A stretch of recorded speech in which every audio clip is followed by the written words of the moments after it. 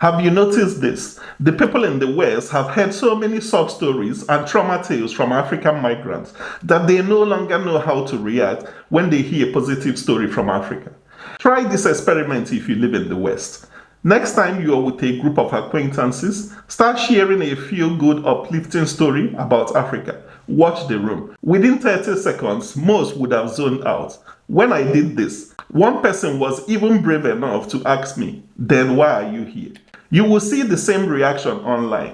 Scroll through the comments under any positive African news and you will find people becoming strangely antagonistic or dismissive. It's not always hostility. Often it's confusion because for so long a single narrative has dominated. That is Africa as a place of unending struggle. Over time, this has conditioned people to associate the continent almost exclusively with sufferings. So when they hear something positive, it doesn't just surprise them, it unsettles them, it challenges an image they've carried for decades. So why do Western audiences love trauma stories? Number one, it confirms their worldwide view. Many in the West still imagine Africa as a continent of endless suffering. Trauma stories reassure them that they are right and position them as the savior. Number two, moral superiority and virtue signaling. Feeling pity, donating, or raising awareness allows them to feel generous, enlightened, or globally aware. 3. Entertainment and emotional impact. Media, films, NGOs know this well. Trauma sells.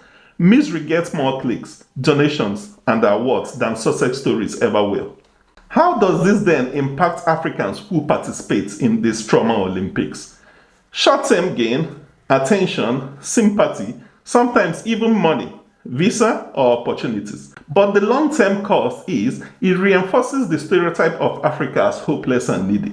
Meanwhile, the full African reality, innovation, wealth, vibrant cities, middle-class life, culture is erased and replaced by flies on children's faces imagery. Why does this keep happening? This keeps happening because of power imbalance. Western institutions control the platforms, scholarships, NGOs, so people tell stories that get rewarded. In a competitive system, a tragic story is often the easiest ticket in. Colonial narratives cast the West as savior and Africa as the eternal project to be rescued. So what's the better way forward? The better way forward is to celebrate authentic, full-spectrum African stories. Not just the pain, but also the progress, the innovation, the ambition. Challenge Western platforms to reward truth, not just tragedy.